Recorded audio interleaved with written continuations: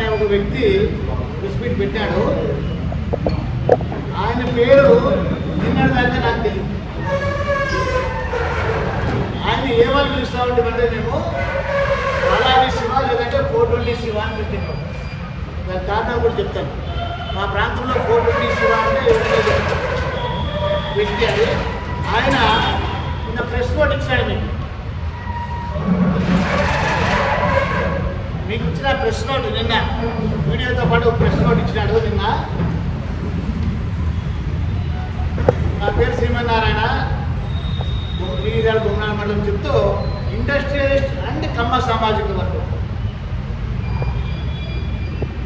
Industrialist అనేది బాగానే ఉంది, మరియు కమ్మ సామాజిక వర్గం అనేది చెప్పుకున్నాడు అని అంటే చాలా బాధ అనిపిస్తుంది. నాకు కమ్మ పిల్లలు క్లాస్మేట్స్ నాకు ఉన్నారు, మా పిల్లలకి క్లాస్మేట్స్ ఉన్నారు. మా పిల్లలు చదువుకునే రోజులలో ఆ పిల్లలు వచ్చి మా ఇంట్లో ఉండేటోళ్ళు, మా పిల్లలు పోయి ఆ ఇంట్లో ఉండేటోళ్ళు, మంచి క్లోజ్గా ఉన్నారు. నేను పెరిగిందంతా కర్ణాటకలో ఎక్కువ. కర్ణాటకలో అది లింగాయత్ కల్చర్లో పెరిగిన. మాకు లింగాయత్ కల్చర్ అంటే మంగళూరు లింగాయత్ ఉంటారు, మడివాడ లింగాయత్ అనే రజకులు లింగాయతులు ఉంటారు, అర్జన్ లింగాయత్ ఉంటారు, రెడ్లు లింగాయత్ ఉంటారు. అది ఒక మతంలాగా అన్ని కులాలు ఉంటాయి దాంట్లో. అలాంటి కల్చర్లో పెరిగినవాడిని. కుల మతాలు పోయినా ఇప్పుడు ఉన్నాను కాదు. నా ఎడ్యుకేషన్ అంతా బళ్ళార్లో బ్యాక్వర్డ్ క్లాసెస్ అండ్ మైనారిటీస్ హాస్టల్లో పెరిగినాయి. బ్యాక్వర్డ్ క్లాసెస్ అండ్ మైనారిటీస్ హాస్టల్లోనే పెరిగినాను నేను కర్ణాటకలో. కులాలు ఎందుకు తెచ్చారో నాకైతే తెలీదు. ఆ ఉద్దేశం మీరు అర్థం చేసుకోగలుగుతారు, నేను చెప్పే పనిలే. కానీ ఒకటి, ఇంతటి నీచమైన వ్యక్తి కమ్మోళ్ళు ఎవరు కూడా మా బంధువు అని చెప్పుకోవడానికి సిగ్గుపడతారు, కమ్మ కులస్తులని చెప్పుకోవడానికి కూడా సిగ్గుపడే పరిస్థితి. అంతటి ఒక నీచమైనటువంటి 420 వ్యక్తి ఆ వ్యక్తి బాలాజీ శివ అలయాస్ 420 శివ ఏవైతే ఉన్నాడో, శ్రీమన్నారాయణ నాకు తెలియదు పేరు, యాక్చువల్గా శివ అనే పిలుస్తారు అక్కడంతా కూడా. ఎందుకు ఎలా అనే దానికి మీకు కొన్ని పేపర్లు చెప్తా ఉన్నాయి.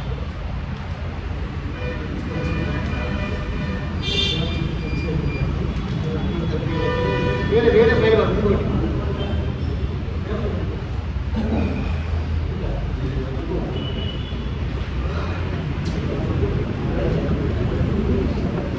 టాపిక్ వస్తుంది అప్పుడు వేరే నేను చూపించేస్తాను. అక్కడ కావాలంటే మీకు పెద్దగా అక్కడ నేను చూపిస్తాను. నేషనల్ కంపెనీ లా ట్రిబ్యునల్, ఇది కొత్త డాక్యుమెంట్స్ మీకు వాట్సాప్లో పెడతా. నిన్న అతను ప్రెస్ మీట్ పెట్టాడు కదా, ఇండస్ట్రియలిస్ట్ అని చెప్పుకున్నాడు కదా. దేనికి ఇండస్ట్రియలిస్ట్? అతనికి ఏం ఫ్యాక్టరీ ఉందో మీరు ఎవరైనా అడిగినారా కనీసం? నిన్న నువ్వు ఇండస్ట్రియలిస్ట్ అని చెప్పుకుంటున్నావు కదా, నీకు ఏముంది ఇండస్ట్రీ అడగాలి కదా. మీరు ఎవరు అడగలేదు. అతనికి ఏం ఇండస్ట్రీ ఉండే లేదండి. ఇంతకు ముందు ఒక ఇండస్ట్రీ ఉండింది అతను. సాయి బాలాజీ అనేది వచ్చి స్పాండేరియన్ ప్లాంట్ ఉండేవారు. అదే చెప్పాడు కదా.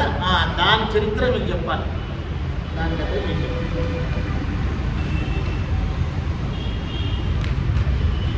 అతను ఐపీ పెట్టాడు. సాయి బాలాజీ ప్లాంట్ పేరుతోటి ఐపీ ఈ అప్లికేషన్ ఫైల్ చేశాడు. Section 30 subsection 3(6) and section 31 subsection 1 of insolvency and bankruptcy. Bankrupt అంటే తెలుసు, దివాలా. ఆ ఇన్సాల్వెన్సీ చట్టం కింద సాయి బాలాజీ అనే కంపెనీని దివాలా తీయించినాడు. అంటే ఐపీ పెట్టినాడు. ఇన్సాల్వెన్సీ అంటే ఐపీ, బ్యాంక్రప్ట్ అంటే ఇది చూడండి. Section 30 subsection 6 of insolvency and bankruptcy act 2016 ఆ ప్రకారంగా. తర్వాత ఆయన ఐపీ పెట్టే రోజుకి వాళ్ళు అతనికి అప్పులు, అతను వేరియస్ పర్సన్స్ వచ్చిన అప్పులు ఎన్ని అంటే ఒకకు 192 కోట్లు, 192 కోట్ల 98 లక్షలు అంటే 193 కోట్లు. అతని అప్పు ఎంత? 193 కోట్ల రూపాయలు అప్పులు. దాన్ని ఐపీ కోర్టు ఏదైతే ఉంటుందో ఎన్సీ అంటే దాంట్లో కొన్ని తగ్గిస్తూ పోయినారు. ఇది ఇవ్వడానికి రాదు తగ్గిస్తూ పోతే ఎక్కడికి వచ్చింది? 173 కోట్లకు వచ్చింది. అంటే కొన్ని మధ్యలో ఎక్కువ ఉంటారు, 20 కోట్లు. 173 కోట్లకు వచ్చింది ఐపీ పెట్టినదాన్ని. ఆ రోజుకి 193 కోట్ల అప్పున్న వ్యక్తికి ఆస్తులు బాబు చూపిస్తున్నా. Land and building market value 4,17,00,000. కానీ అమ్మగలిగేది 3,30,00,000 అమ్మవచ్చు అని చూపిస్తున్నాడు. 4,40,00,000 ఫెయిర్ మార్కెట్ వాల్యూ అంట. లిక్విడేషన్ వాల్యూ ఆ రోజుకి అంటే మనం అమ్మవల్ల అనుకుంటే 3,30,000కి. ప్లాంట్ అండ్ మెషినరీ 9,5 కోట్లు అమ్మగలిగితే 665 coach. Securities and financial assets 10,78,00,000. కానీ వాటి నుంచి రాగలిగేది 3,21,00,000. అంటే 24,45,00,000 వాల్యూ చేసే ఆస్తి ఈరోజు అమ్మితే 13 కోట్లు వస్తుంది అని చెప్తున్నాను. ఆయన ఇచ్చిన పిటిషన్ ఇది. 13 కోట్లు వచ్చే ఆస్తి పైన 193 కోట్ల అప్పు లెక్కేసుకోండి. ఆయన తెలివితేటలు, ఆయన తంత్రి పనులు అయింది కదా. ఇవాళ చేసినాడు కదా, వేలంకి వచ్చింది, ఆక్షన్కి వచ్చింది కదా. ఎవరో కొనాలి కదా, వేలం వేస్తే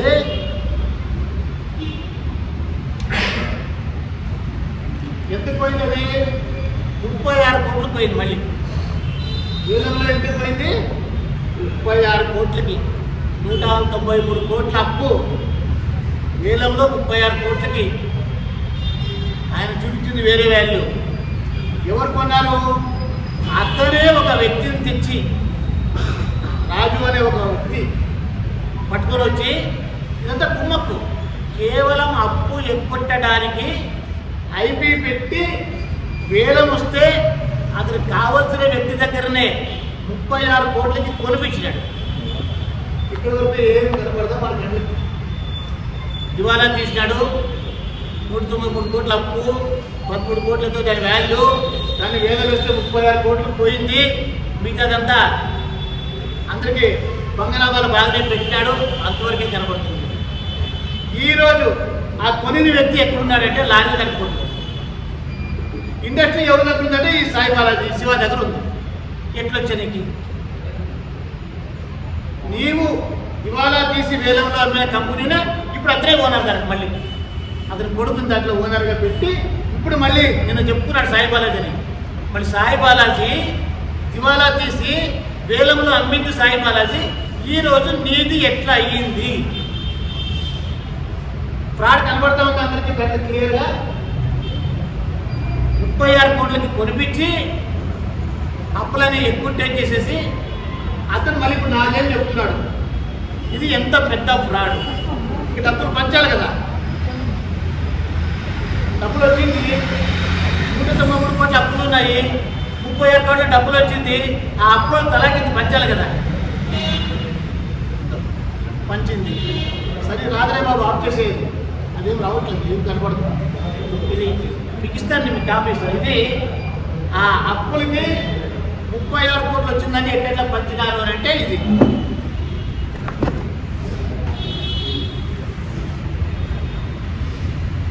ఆ ప్రొసీడింగ్స్, ఆ వేలం గీలం వేస్తారు కదా, దాని ఖర్చులు 45 లక్షలు. అది గవర్నమెంట్ ఎవరు అపాయింట్ చేస్తారు, రెగ్యులేషన్ పర్సన్ అని అపాయింట్ చేస్తారు. ఆ ఖర్చులు 45 లక్షలు. ఫైనాన్షియల్ క్రెడిటర్లకి 20,21,00,000 ఇవ్వాలి. ఎంత ఇచ్చినారు? 5,61,00,000 ఇచ్చినారు. అన్సెక్యూర్డ్ ఫైనాన్షియల్ క్రెడిటర్స్ 18,43,00,000 అప్పులు ఇచ్చిన వాళ్ళు, రకరకాల అప్పులు ఇచ్చిన వాళ్ళు, వాళ్ళకి ఎంత? 18,43,00,000కి ఎంత ఇచ్చినాడు? ₹1,00,00,000. 18,43,00,000 అప్పులోడికి ₹1,00,00,000 సర్దినారు. ఫైనాన్షియల్ క్రెడిటర్స్ వాళ్ళకి మాత్రం ఫుల్గా ఇచ్చేసారు, 28 కోట్లు ఇచ్చినారు. తర్వాత కరెంటు బిల్లు, జిఎస్టీ, ఎక్సైజ్ డ్యూటీలు, గవర్నమెంట్కు కట్టాల్సినటువంటి ఇన్కమ్ ట్యాక్స్, రకరకాల స్టాట్యుటరీ అథారిటీస్ అంటే ఇన్కమ్ ట్యాక్స్, జిఎస్టీ, ఎక్సైజ్ డ్యూటీలో రకరకాలు ఎంత కట్టాల్సింది గవర్నమెంట్కి 105,86,00,000. 105,86,00,000 కట్టాలా. ఎంత కట్టినారు? 26 లక్షలు. చూసుకోండి, మీరే చూసుకోండి. 105 కోట్లు కట్టాల్సిందే గవర్నమెంట్కి కట్టింది ఎంత? 26,00,000. 105 కోట్లకి 26 లక్షలతో సరి చేశారు. అంటే కేవలం ఒక ప్రభుత్వానికి 105 కోట్ల రూపాయలు ప్రభుత్వానికి పంగనామా పెట్టడానికి దాన్ని దివాలా తీయించి అతని బంధువుతో కొనిపించి ఈరోజు నాదేని నది ప్రశ్న పెట్టారు. సిగ్గు ఉండాలా లేదా మీరు చెప్పండి. సాయి బాలాజీ నాదేనని చెప్పుకున్నాడు కదా, సిగ్గు ఉండాలి కదా. నీవే దివాలా తీయించినావు, గవర్నమెంట్ 105 కోట్లు నీవే ఎత్తుకుంటున్నావు, నీవే పినామిలు. ఎవరైతే కొన్నారో అతను ఏం చేసుకుంటాడు? ఈరోజు లారీ నడుపుకుంటాడు. 36 కోట్లు మళ్ళీ వీళ్ళే డబ్బులు అరేంజ్ చేయించి వీళ్ళే కొనిపించారు కదా, ఆ వ్యక్తి ఇప్పుడు లారీలు నడుపుకుంటా ఉన్నాడు అదే ప్రాంతంలో. ఈ వ్యక్తి గురించి ఏం మాట్లాడుతున్నామండి? 100 కోట్లు కడుతున్నాం, నిన్న వీడియో చూసినా 1000 కోట్ల ట్యాక్స్లు కడుతున్నాం మేము, ఇండస్ట్రియలిస్టులు నిజాయితీగా వ్యాపారాలు చేసుకుంటున్నాము, ఏదో సంపాదించలేదు. నేను గవర్నమెంట్లో ఉన్నప్పుడు కానీ ఇప్పుడు కానీ ఆ టీడీపీ కూడా అవే ఆరోపణలు చేస్తున్నారు. వాళ్ళ జీవితాంతం ఒకే రకమైన ఆరోపణలే. ఇది ఇంకో విషయం చెప్తున్నాను. అతని కొడుకు పేరు వాళ్ళ పేరుతో అయ్యిందా ఇండస్ట్రీ? కొడుకుని ఎవరైతే కొన్నాడో ఆ ఫ్యాక్టరీలో కింద మళ్ళీ దాంట్లో పోదానికి జాయిన్ అయినాడు. ఇస్తా ఇది సబ్జెక్ట్ ఫినాన్స్ ముఖ్యమైన సబ్జెక్ట్ చెప్తే వివాదం గురించి పోతారు కదా. 105 కోట్ల రూపాయలు గవర్నమెంట్కి పంగనామాలు పెట్టిన శ్రీమన్నారాయణుడి కథ వెళ్ళాలి కదా మనం.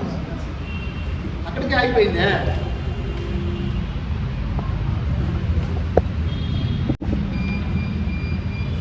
ఇతను ఒక కర్ణాటకలో ఒక కోల్డ్ స్టోరేజ్ పెట్టాడు. కోల్డ్ స్టోరేజ్లో రైతులు సామానంతో మిరపకాయల లేదా చింతకొండ లేదా రకరకాల పంటలు తెచ్చి పెడతారు కోల్డ్ స్టోరేజ్లో. మొత్తం అమ్మేసి నిప్పు పెట్టేసి కాలిపోయిందని చెప్పి 18 కోట్ల ఇన్సూరెన్స్ క్లెయిమ్ చేస్తారు. రైతులు పెడతారు, ఈయన మొత్తం అమ్మేసినాడు, కాలిపోయిందని ఇన్సూరెన్స్.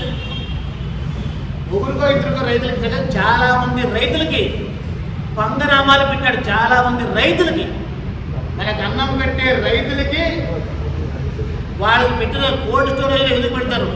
సేఫ్గా ఉంటుందని కోల్డ్ స్టోరేజ్లో పెడితే నిప్పు పెట్టి అక్కి పెట్టేసి కాల్చేసి ఇన్సూరెన్స్ వాళ్ళు ఏదో తెలుసుకున్నారు, కొన్ని వాసన వచ్చినట్టు దొంగ అని ఇంకా పెండింగ్ పెట్టారు, డబ్బులు రాలే. దాని మీద కోర్టులో కేసు వేసినాడు. ఇన్సూరెన్స్ డబ్బులు రావాలా అని కోర్టులో కేసు వేసినాడు. ఇన్సూరెన్స్ కంపెనీ వాళ్ళు నమ్మలే. 18 కోట్లు క్లెయిమ్ చేస్తే ఇన్సూరెన్స్ కంపెనీ వాళ్ళు నమ్మలేదాన్ని. అప్పుడేం చేశారు? మేము ఇవ్వమన్నారు. దాని మీద కోర్టులో కేసు వేసుకొని కూర్చుంది. ఇంకొకటి కదా కోల్డ్ స్టోరేజ్ అంజనేయ రాజు పెరుగుతున్న ఒకసారి 1.5 కోటి తీసుకున్నాడు సబ్సిడీ లోను, గొర్రెలు పెడతానని.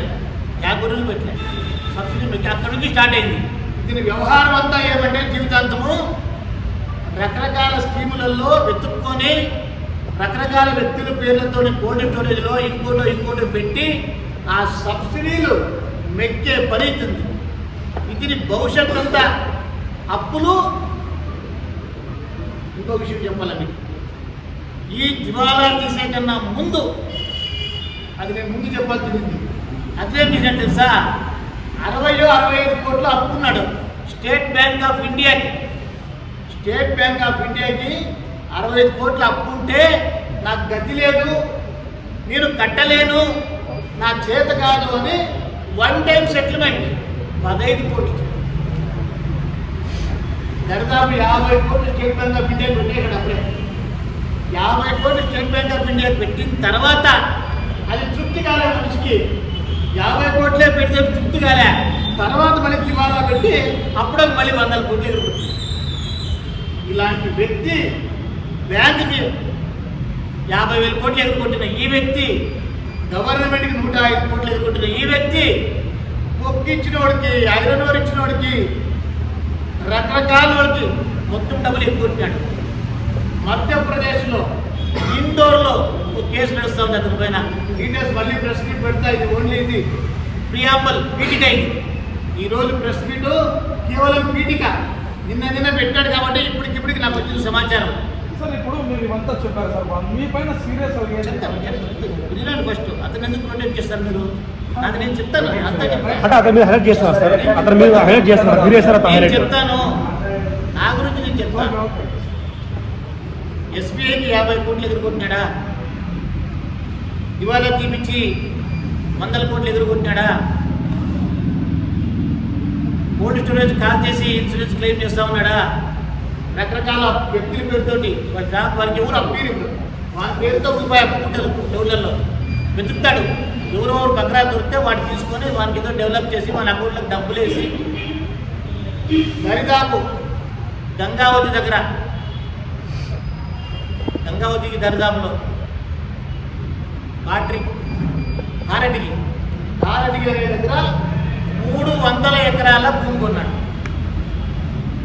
ఈ బ్యాంకులకి కొట్టి దివాలా ఐపీలు పెట్టి దివాలా తీసి చూపించుకొని 300 ఎకరాల భూములు కారెడ్డికి దగ్గర కర్ణాటకలో కొన్నాడు. దాని మీద ప్లాంటేషన్లు పెట్టి దాన్ని 10 లక్షల ఎకరా కొనిందని 30 లక్షల ఎకరా కొనేదానికి ఒక ప్లాన్ వేస్తూ ఉన్నాడు. ఇప్పుడు ఆ వివరాలు మీకు త్వరలో అందజేస్తాను. నిన్ననే రైతులకు మోసం చేసి, బ్యాంకులకు మోసం చేసి, గవర్నమెంట్కి మోసం చేసి పెద్ద మనిషి నిన్న దాదాపు 1,50,00,000 రూపాయలు పెట్టి గౌరవ కారు కొన్నాడు. నిన్నటి రోజే ఇక్కడంతా చూస్తారని హైదరాబాద్లో నుంచి విల్లా తీసుకున్నాడు. 1,00,000 రూపాయలు రెంటు. హైదరాబాద్లో విల్లా తీసుకుని 1,00,000 రూపాయల రెంట్కి నిన్న 1,50,00,000 పెట్టి కారు కొని, ఇది అత్త సొత్తు అల్లడి దానం చేసేట్లా లేదా సొమ్మకూడదు సోకూడదులాగా అతని చరిత్ర ఇది గుర్తుపెట్టుకోండి. తర్వాత 2014లో ఒకరిపైన పోటీ చేసుకున్నాం.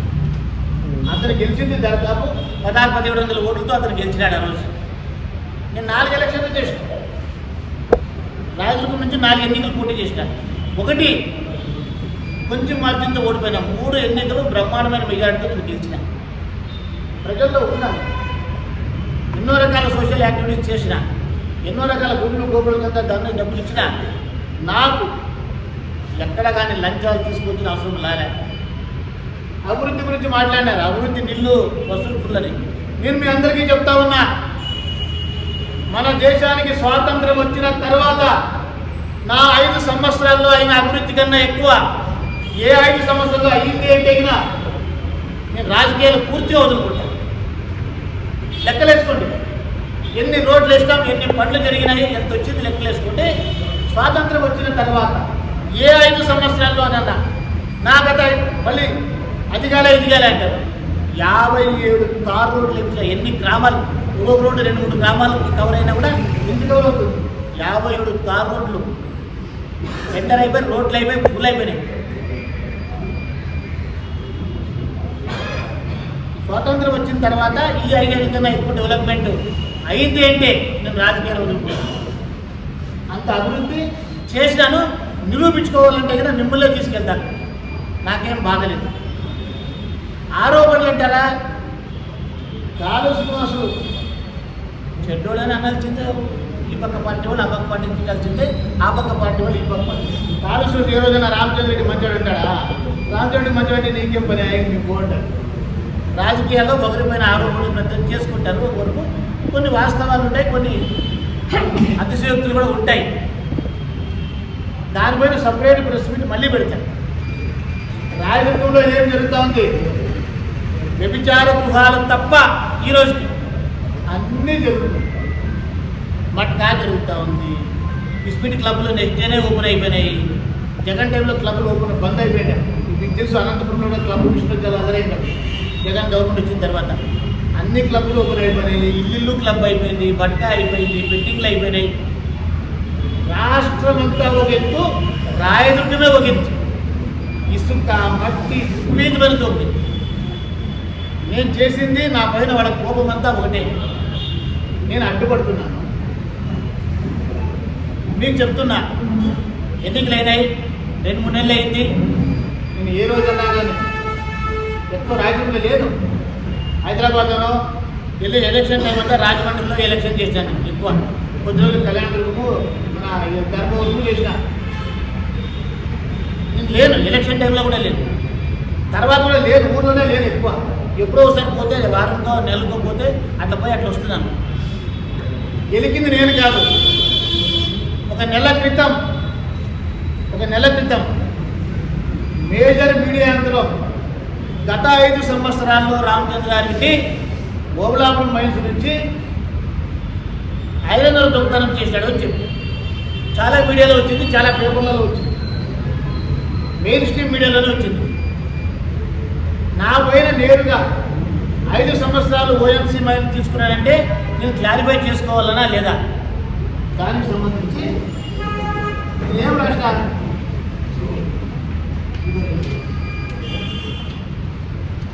నేనేం అడగలే. ఒక లెటర్ రాసిన 19/7/2024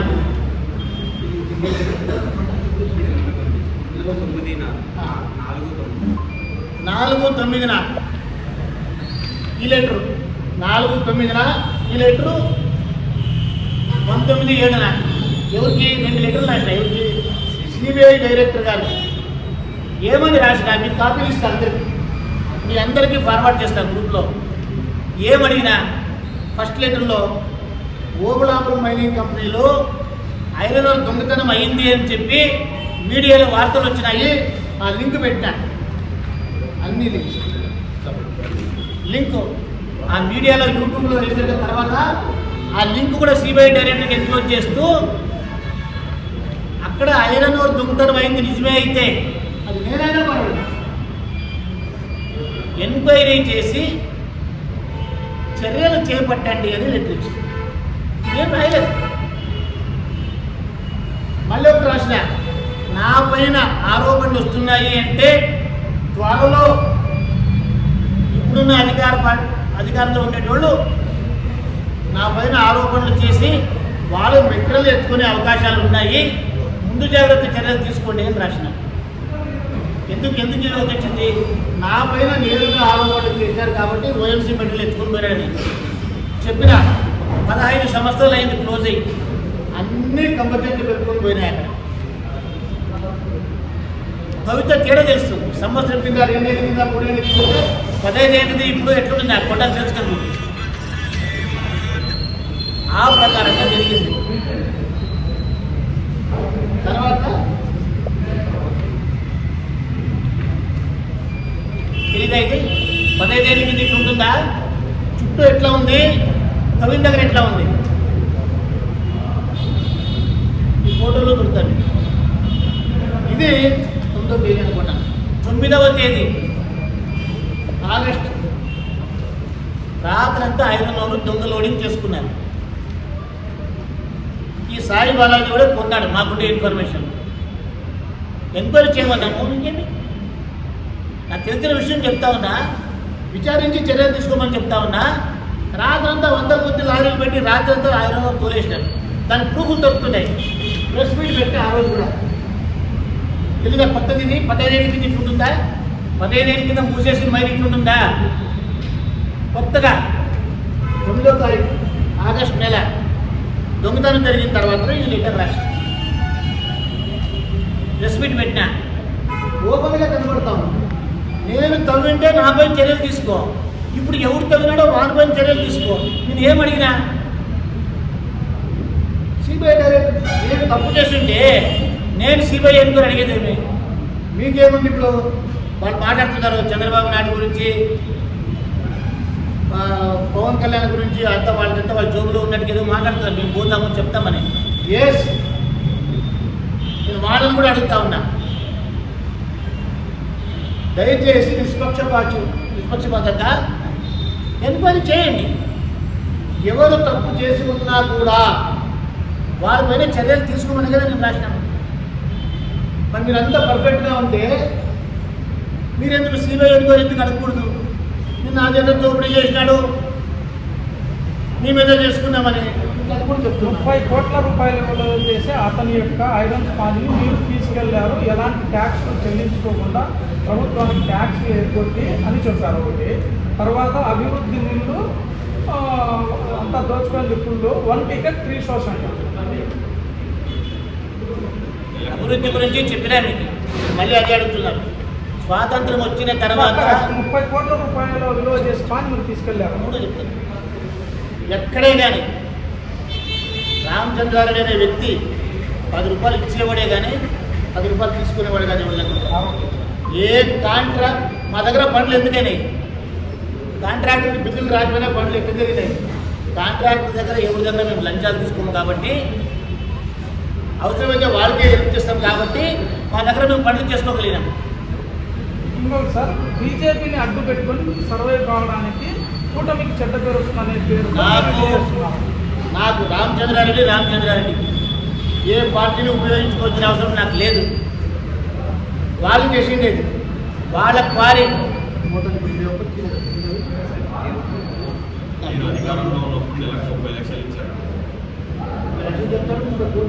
చెప్పడానికి ఏం పోతుంది? 105 కోట్లు గవర్నమెంట్కి ఎక్కొట్టినోడు ఏమన్నా మాట్లాడతాడు, 50 కోట్లు ఎస్బీఐకి ఎక్కొట్టినోడు ఏమన్నా మాట్లాడతాడు.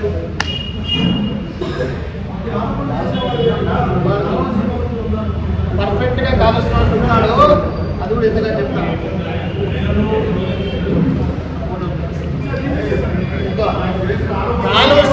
చెప్తాను కాలువ శ్రీనివాసులే దీని వెనుక ఉన్నాడనే దానికి వీళ్ళు పెట్టిన ప్రెస్ మీట్ని నిన్న మీడియాలో ఎవరు షేర్ చేసినారు? ఈ 10 సంవత్సరాలుగా కాలువ శ్రీనివాసులు ప్రెస్ మీట్ ఉన్నా ఏమి మాట్లాడినా ఒక్క సురేష్ అనే అతను షేర్ చేస్తూ ఉంటాడు. ఒక్క సురేష్ అనే వ్యక్తి ప్రతిదాన్ని మీడియాలో షేర్ చేస్తూ ఉంటాడు. నిన్న వీళ్ళు పెట్టిన ప్రెస్ మీట్ కూడా ఎవరు షేర్ చేసినారు? సురేష్ వగ్గ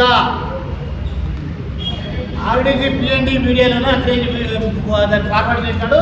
ఇదో ఆర్డీజీ నియోజకవర్గం మీడియాలో కూడా సురేష్ వగ్గ అనే అతను కాలువ శ్రీనివాసులతో పాటు ఎవరైతే ఉంటారో అతనే షేర్ చేశారంటే ఈ ప్రెస్ మీట్ కాలువ శ్రీనివాసులే వాళ్ళతో పెట్టించినట్టుగా నాకు తెలుసు.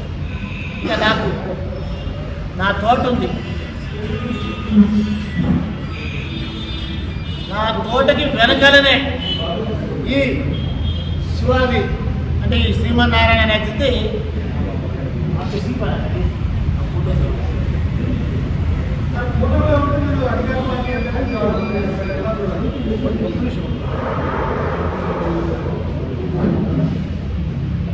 ఈరోజు పొద్దున ఆ కొండ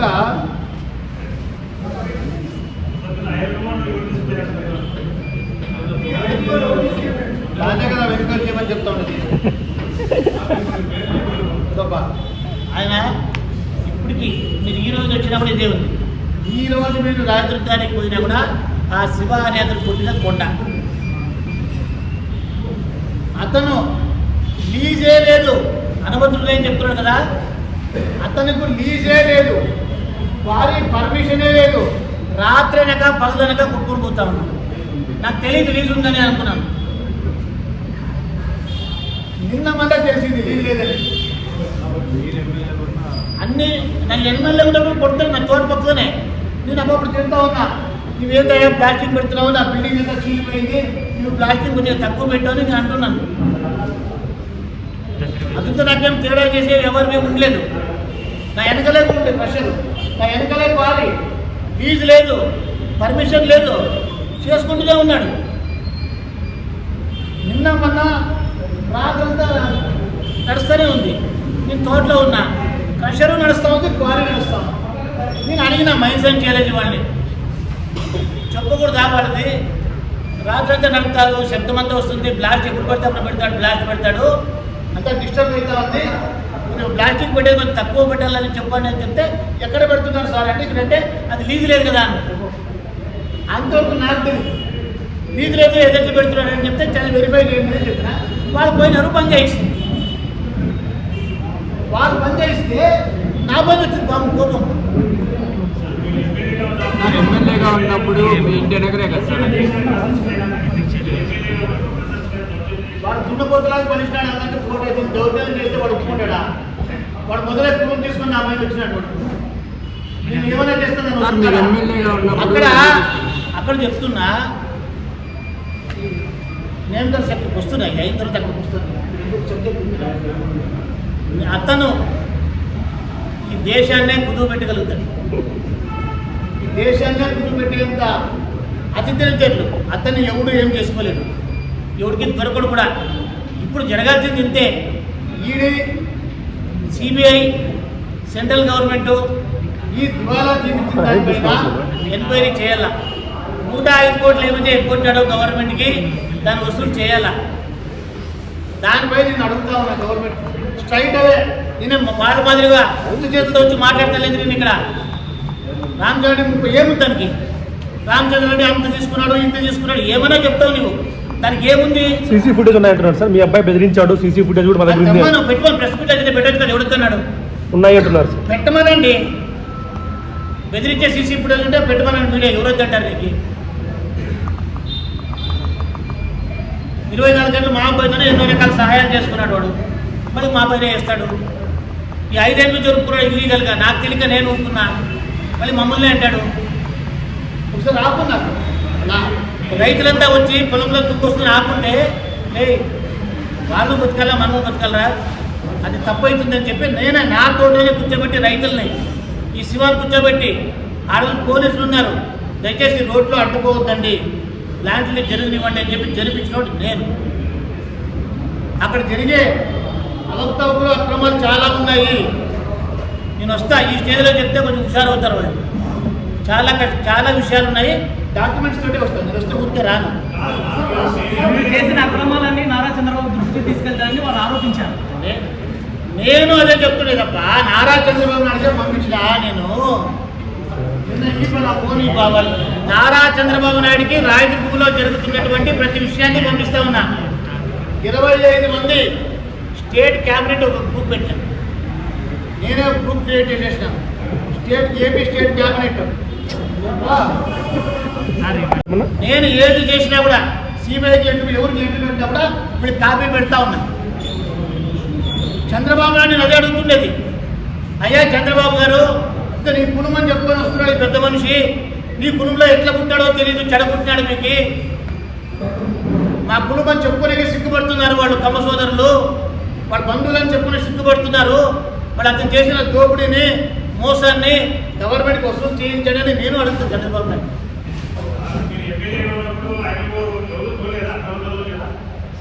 తోలింటే ఈరోజు మీరు అందరూ మీడియా పడుతున్నారు, మీరు అక్కడ పోండి. 15 సంవత్సరాల క్రితం బంద్ అయింది. ఎక్కడైనా డిస్టర్బ్ పెట్టే తెలుస్తుంది.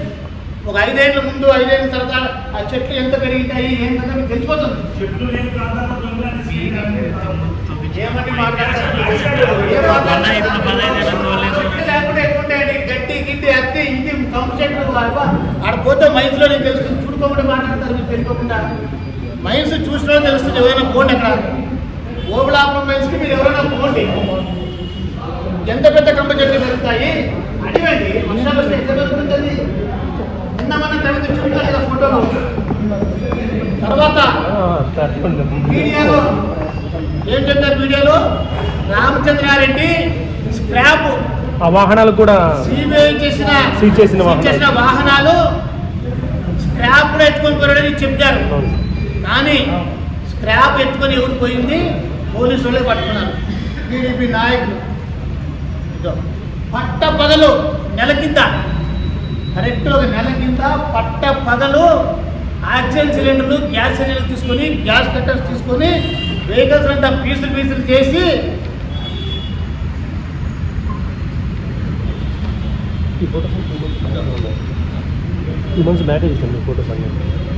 కేసు రిజిస్టర్ అయింది. ఏమిటి కూడా దొరికినారా దొంగలు? టీడీపీ వాళ్ళని తెలిసిపోయిందా? కేసు క్లోజ్ చేయాలని చూసినాను. వెంటనే నేను మీడియా గ్రూపులంతా షేర్ చేసేసాను. ఎస్పీకి పెట్టేసిన, డిఎస్పీకి పెట్టేసిన, డీజీపీ పెట్టేసిన, మొబైల్ కలెక్టర్ గారికి పెట్టేసిన. కీరేహాల సబ్ ఇన్స్పెక్టర్ కేసుని మూసేయాలని ప్రయత్నం చేస్తున్నాడు అని అన్ని గ్రూపుల్లో పెట్టేసిన. తప్పనిసరి పరిస్థితుల్లో 10 మందిని అరెస్ట్ చేశారు. వాళ్ళు ఏమి చేస్తారో తర్వాత ఇంకా నాకు తెలియలే.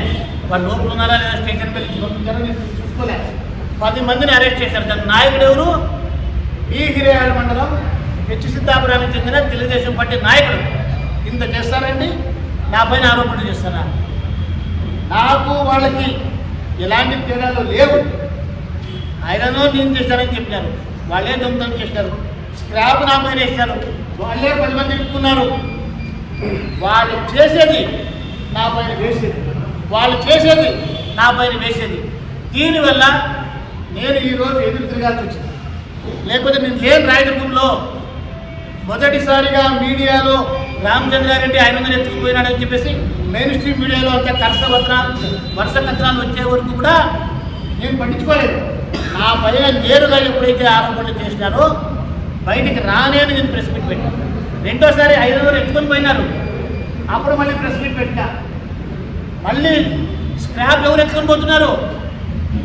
పట్ట పగలు బొలేరోలో గ్యాస్ సిలిండర్లు వేసుకొని వచ్చి గ్యాస్ కట్టర్లు తెచ్చి ఇటాచీల్ని లోడర్లని పీసులు చేసి ఎత్తుకొని పోతా ఉన్నారు. ఈ తెలుగుదేశం పార్టీ నాయకులు ఇరుక్కున్నారు.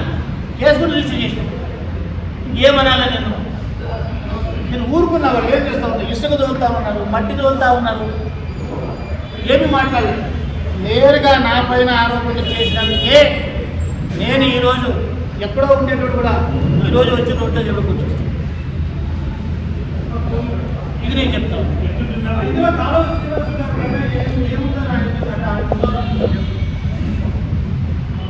వీటిలో ఈ ఎపిసోడ్ సంబంధించి కాల శ్రీనివాస్ ఎవరు షేర్ చేశారు? ఇది ప్రెస్ మీట్ ఎవరిని పొగిడినాడు? వచ్చి ఇద్దరితో ఎవరిని పొగిడినాడు? ఎవరిని పొగిడినాడు? కాల శ్రీనివాసులు బాగా చేసుకోమంటున్నాడు, రామచంద్ర అడ్డుపడుతున్నాడు. కాల శ్రీనివాసులు పొగడల్లా, నువ్వు రాజ్య భవనం దోచుకోవాలా? రామచంద్ర రెడ్డి అడ్డుపడితే రామచంద్ర రెడ్డి ఆరోపణ చేసి ప్రెస్ మీట్లు పెట్టాలి. ఇదే కదా నీ ప్లాన్. మీరు బ్లాక్మెయిల్ చేస్తున్నారు. ఎవరు చేశారు తెలుసా? బ్లాక్మెయిల్. రామచంద్రారెడ్డి ఏం అడగకూడదు. మటగా జరుపుకొని, ఇస్పిటాకులు జరుపుకొని, 500 ఎత్తుకుపోని, స్క్రాప్ ఎత్తుకొని పోని రామచంద్ర రెడ్డి మాట్లాడకూడదు. మాట్లాడితే రామచంద్ర రెడ్డి దొంగ, రామచంద్ర రెడ్డి అట్లా చేశాడు, అప్పుడే పీక్తా ఉన్నామని ఒకరు. వాడు బతుకు, ఆ శ్రీమన్నారాయణ బతుకు, ఆ స్పీడ్ బ్రేకర్ల దగ్గర డబ్బులు ఇస్తున్న వాళ్ళకన్నా అనుమానమైన బతుకువాడు. అంత నీచంగా ప్రభుత్వాన్ని, రైతుల్ని, బ్యాంకుల్ని ముంచిన బతుకువాడిది. వాడేం మాట్లాడతాడు మా పైన? ఇంకా పెడతానంటే నేను పెట్టినా ఇప్పుడు కూడా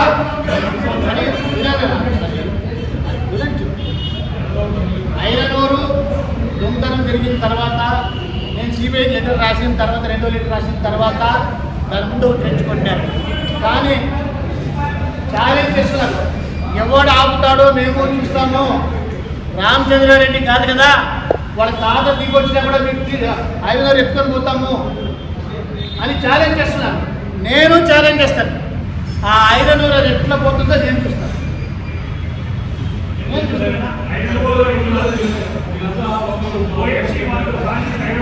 సార్, అందం పెట్టిన ఓఎంసీని ఇది నాశనం చేశాడు. మాట ఓఎంసీని ఎవరు నాశనం చేసింది ఈ రాష్ట్రంలో ప్రతి ఒక్కరికి తెలుసు. నేను మాట్లాడాల్సిన అవసరం లేదు. జనార్దన్ రెడ్డి ఆ రోజు జనార్దన్ పైన ఎవరు టార్గెట్ పెట్టారు, జనార్దన్ రెడ్డి తొక్కాలని ఎవరు ప్రయత్నం చేశారు, ఓఎంసీని ఎవరు నాశనం చేశారు, బ్రహ్మణిషన్స్ రాకుండా ఎవరు చేశారు, దాదాపు 50,000 నుంచి 1,00,000 మంది కుటుంబాలకి మంచి జరగాల్సింది ఎవడు ఆపినాడో ఆంధ్రప్రదేశ్ రాష్ట్ర ప్రజలందరికీ తెలుసు. నేను చెప్పే పెద్ద ఇష్యూ. వీళ్ళంటి పూర్వం గొప్పడు వాడు చెప్తే కాదండి, రాష్ట్ర ప్రజలందరికీ తెలుసు, మీడియా సోదరులందరికీ తెలుసు. ఓఎంసీకి ఏం జరిగిందో, బ్రహ్మణి ఇండస్ట్రీకి ఏం జరిగిందో, ఏ స్థాయిలో ఇంటర్ఫీర్ అయినారో దానికి అంతా తెలుసు. వాడేదో ఏదో మాట్లాడితే మీరు కూడా మాట్లాడితే తెలుసు. యోగ్యత మనిషిని, ఇంకొకటి మనిషి యోగ్యతను బట్టి మీరు మాట్లాడండి. వాళ్ళ ఆరోపణలకి ఏం వాల్యూ ఉందని అతని ఎలాంటి వాడో మీకు చెప్పేసిన. అలాంటి నీచ నికృష్టమైనటువంటి వాడి విషయాల గురించి మీరు ఎక్కువ తల జరుపుకోవద్దు. నా పైన ఆరోపణలుగానే చెప్తున్నా. రాబోయే రోజులలో నేను కూడా క్లారిఫై చేసిన పట్లే నా తరఫున ఎవరైనా క్లారిఫై చేస్తారో లేదా నేను ప్రెస్ నోట్లు పెడతా. ఇది జరిగింది. అక్కడ ఏం జరుగుతుందనేది ఏమైనా డీటెయిల్గా వస్తాను నేను. నిన్నటికి నిన్న ప్రెస్ మీట్ పెట్టారు వాళ్ళు. నిన్న 3 గంటలకు 4 గంటలకు పెట్టారు. నాకు ఉన్న సమయంలో ఈ సమాచారాన్ని సేకరించుకొని వచ్చిన త్వరలోనే పూర్తి సమాచారం సేకరించుకొని వాళ్ళు నా పైన ఏమన్నా పెడుతుంది. నేను ఆరోపణలు కాదు, వాళ్ళు ఆరోపణలు చేయొచ్చు, నన్ను తిట్టచ్చు. నేను ఆరోపణలు చేయను, తిట్టను. వాస్తవాలు మాత్రమే డాక్యుమెంట్తో సహా నేను ముందు పెడుతున్నాను. వారి గురించి మాట్లాడుతున్నారు. 2 నిమిషాలు చెప్తాను దాని గురించి.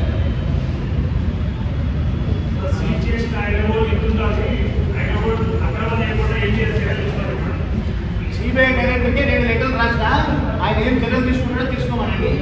మీరు కూడా చెప్తారు కదా, చంద్రబాబు చెప్తాము, పవన్ కళ్యాణ్ చెప్తామని ఏం చర్యలు తీసుకోవాలో సేఫ్ గార్డ్ చేయమనండి వాళ్ళు కూడా, అంతే కదా. నేను అక్కడ పోలే ఇద్దరు, నేను అక్కడ ఇద్దరు పోలే, కోర్టులు అవసరం నాకు లేదు. చూడండి ఇక్కడ టీవీఎస్ కాంతారావు వాళ్ళు ఉండే బంధువులు అనుకోండి, ఆయనకి అదే రోగమే. రామచంద్రారెడ్డి అంటేనే అతను కోపం, అదే రోగమే అతను కూడా. ఎంత బాగున్నా కూడా అతను టీవీఎస్ కాంతారావు నేను వీడియో పెట్టాడు. దరిదాపు 50 కోట్ల రూపాయల పెనాల్టీ ఉంది అతని పైన. 50 కోట్ల రూపాయలు. ఇది రికార్డెడ్. తీసుకోండి, department of mines and garage కింద రేపు నేను ఇస్తున్న సమాచార చట్టం కింద 50 కోట్ల రూపాయలు పెనాల్టీ వేస్తారు. ఎవరి టీవీఎస్ కాంతారావు పైన కట్టలే. అతనికి ఒక తమ్ముడు ఉన్నాడు, తమ్ముడు అన్న అప్పారావు అని. 20 కోట్ల రూపాయలు ఉంది. దరిదాపు 70 కోట్ల రూపాయలు పెనాల్టీ వాళ్ళపై ఉన్నాయి. రెవెన్యూ రికవరీ చట్టం కింద తహసీల్దార్ బొమ్మనాడికి లెటర్ వచ్చింది వసూలు చేయమని. దేవగిరిలో భూములు ఉన్నాయి, ఎవరి పేరుతో రేట్ చేశాడు. బళ్ళార్లో ఇల్లు ఉంది, బ్యాంకులో అప్పు తీసుకుని అప్పే కొట్టి వేలం పెట్టేసింది. అతని పేరులో ₹1 ఆస్తి పెట్టుకోకుండా అతని పేరులో ఆస్తులన్నీ కుటుంబ సభ్యులు చేసిచ్చి 70 కోట్లు ఎదుర్కొట్టాడు. ఆ ఎదుర్కొట్టింది మైను క్వారీ, అదే క్వారీ మళ్ళీ కూతురు పేరుతో తెచ్చుకున్నాడు. అది ఎట్లా ఇచ్చినారో నాకు తెలీదు. దీనిపైన ఫైట్ చేస్తాను నేను.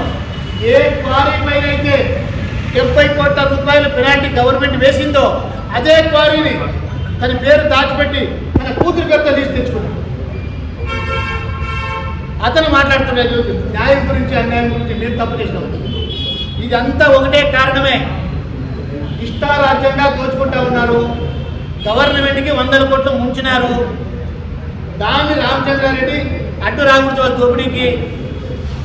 ముందే తిట్టేస్తే రామచంద్రారెడ్డి పారిపోతాడేమో. రామచంద్రారెడ్డి పారిపోడు. అవసరమైతే రామచంద్రారెడ్డిది ఏ రాజకీయ పార్టీతో అవసరం లేదు. ఆ దమ్ము దేవుడు నాకు ఇచ్చినాడు. ఏ రాజకీయాలు నా పార్టీని వాడుకోను నేను. నాకే ఒక స్థాయి ఉంది. 3 సార్లు ఎమ్మెల్యేగా గెలిచిన, 5 సంవత్సరాలు గవర్నమెంట్ విప్పుగా ఉన్నా, 1 సంవత్సరం పార్టీ జిల్లా అధ్యక్షుడిగా ఉన్నా. నేను ఒక అడ్వకేట్ని. I'm triple post graduate.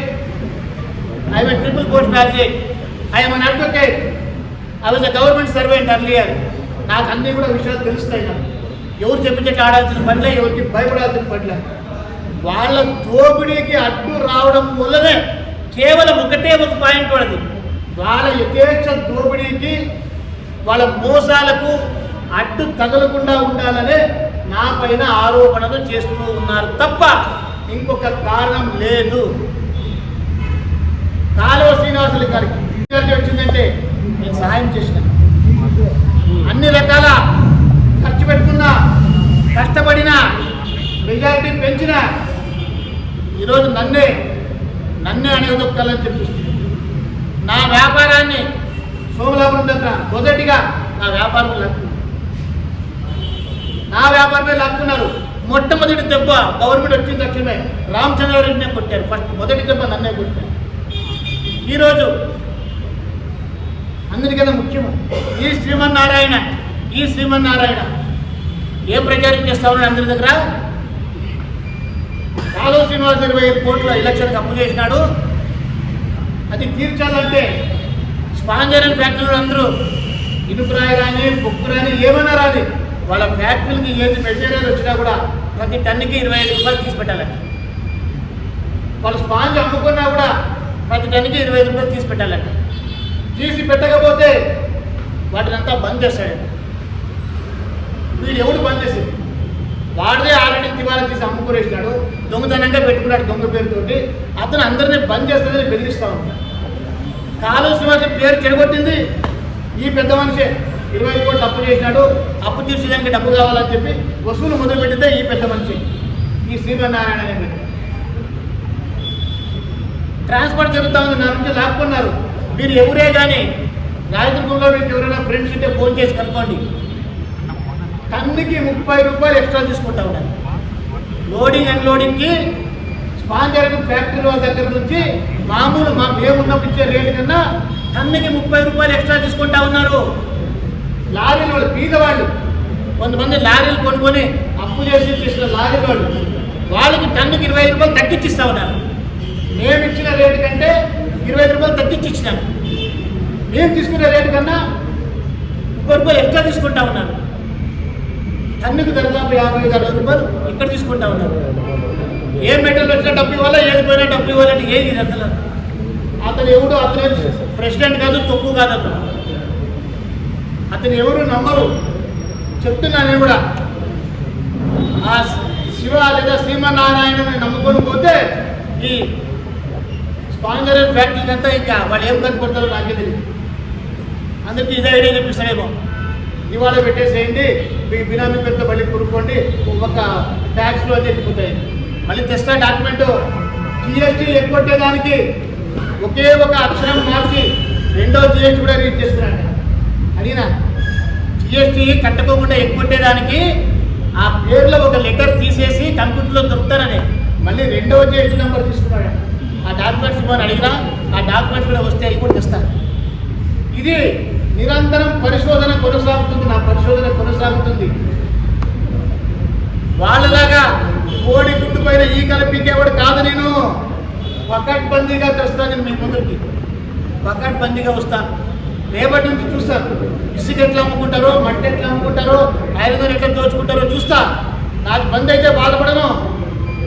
నాకు ఒకటి చూసుకోండి. ఇంట్లో ఏమన్నారు? రామగడ్డి బంద్ చేయించాడా?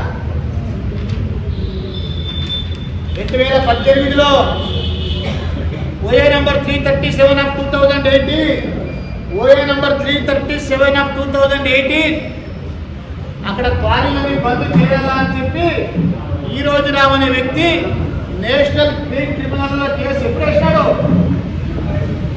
ఇస్తాయి కూడా మీకు. ఓఏ నంబర్ 337 ఆఫ్ 2018 కాలువ శ్రీనివాసులు ఎమ్మెల్యే, కాలువ శ్రీనివాసులు మంత్రి. ఆ టైంలో బంద్ అయింది. దీంట్లో రిపోర్ట్ చూపిస్తాం మీకు. పేజ్ నంబర్ 9లో మా గురించి కూడా ఉంది. మేము ప్రారంభించింది ఎప్పుడు? రామచంద్రారెడ్డి క్రషర్ పెట్టింది ఎప్పుడు? 2017లో. కేసు పెట్టి క్లోజ్ చేసింది ఎప్పుడు? 2018లో. ఇంకెప్పుడు నేను నడిపినా? ఎమ్మెల్యేగా గెలిచిన తర్వాత ఇంకా రిపేర్ కూడా చేసుకోలే. కరోనా వచ్చింది. 2 సంవత్సరాలు కరోనాలో పడిపోయినా. ఇప్పుడు మళ్ళీ బంద్ అయింది. నా క్రషర్ నడుస్తూ ఉందా? మీరు పోండి. రామచంద్రారెడ్డి క్రషర్ నడుస్తూ ఉందా లేదా బంద్ చేసి ఎన్నాళ్ళు అయిందో చూడండి. అక్కడ అక్కడ కూడా చెట్లు గిట్లు అన్నీ పెరిగాక తెలుస్తుంది కదా. రన్నింగ్ ఉంటే ఎట్లుంటుందో ముందు కొట్టేది. నా క్రషర్ బంద్ అయ్యి ఎంతో కాలం అయింది. అదంతా ఉన్నా కూడా రామచంద్రారెడ్డి దోచుకున్నారు. రామచంద్రుడు ఏంటి ఇదంతా? అంటే జనానికి తెలియని కదా నమ్మాలా అని. ఏమో మీడియాలో ఏమైతే 10 మంది నమ్మితే నమ్మకపోయినా ఇంకో 5 మంది అన్న నమ్ముతారు కదా అని కూడా తాపత్రయం. నేను వాస్తవాలే చెప్తానన్నా మీకు. మీడియా సోదరులు దయచేసి అర్థం చేసుకోండి. నేను అబద్ధాలు చెప్పను, ప్రతిదీ తీసుకొస్తున్నాను. దీంట్లో రిపోర్ట్లో ఉంది, రిపోర్ట్ పంపిస్తా. భారతీయ మినరల్స్ అండ్ ట్రేడింగ్ కంపెనీ ఇక్కడ ఉంది, సీరియల్ నెంబర్ 9లో. ఎప్పుడు స్టార్ట్ అయింది నాది? 2017లో. అది కూడా చూపించేస్తాను. ఇది లాస్ట్ కేబుల్ దండిగా ఉన్నాయి. నా చాలా చూపించేస్తున్నాయి.